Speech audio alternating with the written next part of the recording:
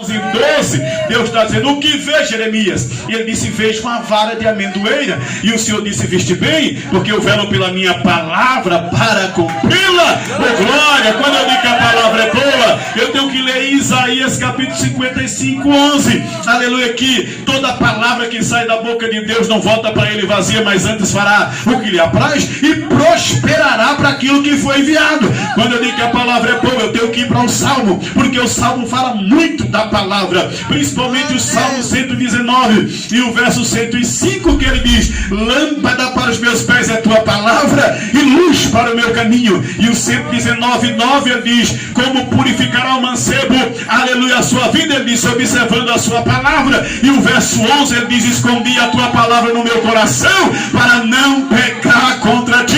O Salmo primeiro ele está dizendo, aleluia, aleluia, que aquele que guarda a palavra é bem-aventurado, porque aleluia, diz a Bíblia que no tempo passa, as folhas desse homem não secam, porque ele, como a palavra, é como a árvore plantado junto ao ribeiro de águas, que na estação própria suas folhas não caem e não deixa de dar seus frutos. Isso é o poder da palavra. E tem mais, tem, claro, Josué 1:8, o Senhor está dizendo: medita nessa palavra dia e de noite, aleluia, porque tira bem e faz prosperar o teu caminho. O salmista disse que essa palavra é como um fogo que queima, e disse mais o salmista: esta palavra é como um martelo que esmiuça a penha. Então, onde tem palavra, tem vida, tem vitória, tem mudança, tem restauração, porque a palavra é viva.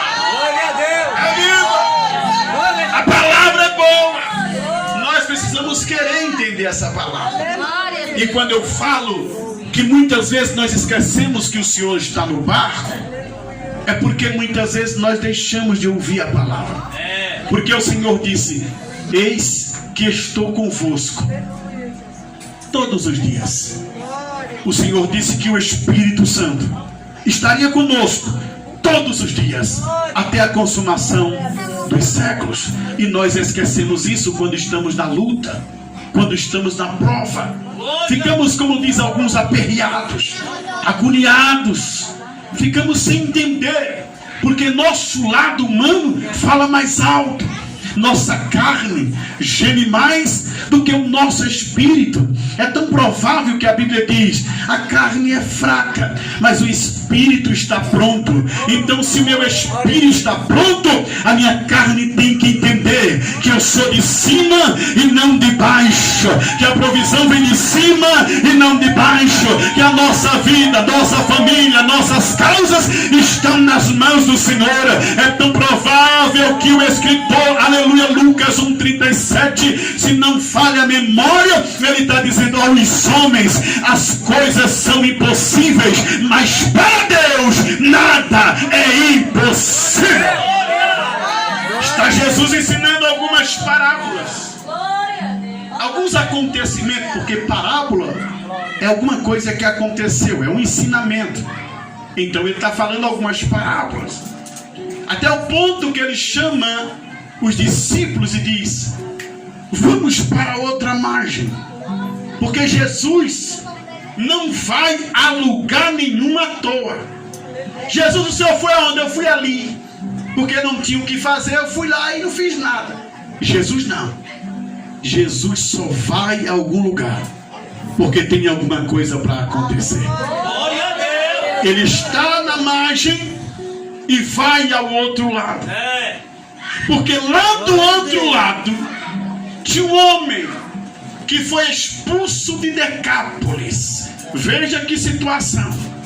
Uma legião de demônios visita a cidade de Decápolis e entra na vida de um homem. E na vida desse homem, eles amarram, escraviza, traz sofrimento, traz dor, traz angústia, separação, desespero, tanto para aquele homem e para a sua família. É tão provável que os vizinhos não queriam mais ele por perto, porque tinham medo. Ele era assustador. E aí expulsam ele de Decápolis. Não podendo ficar em Decápolis, ele vai para a aldeia de Gadara. E lá em Gadara, ele toma posse da praia, toma posse da região. Diz a Bíblia que ele grita a noite inteira. Ainda que algumas pessoas tentassem o prender, ele quebrava as correntes e não era nada. Pegava pedras e batia no seu próprio corpo. Demônios em grupo, em muitos dentro do seu corpo. Se um só já faz o que faz, imagine uma legião.